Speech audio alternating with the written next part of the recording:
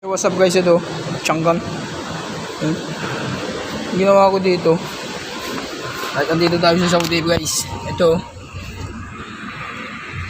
yung shifter nya.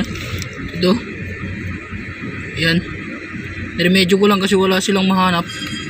Ngayon okay na, durog yung bushing nya. Ang nilagay ko lang dito yung bushing na ito. Ito nilagay ko lang ng bushing ito, tapos yung panakalak nito, ito pinutol ko lang to.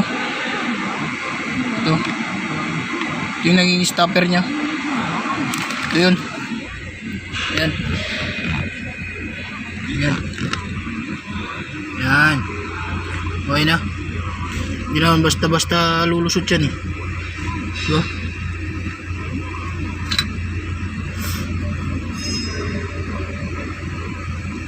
Basta tatanggal yan. Yan, wala silang mahanap na pyesa niyan eh.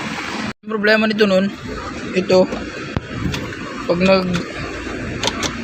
nagda-drive ka na ganyan neutral tas drive, hirap ipasok ang drive. Ngayon itong problema, ito yung nakita ko dito, yan yung bushing nya dyan. So okay na, isang Changgan China car, wala silang mahanap na pyesa eh. Okay, okay, yun lang guys.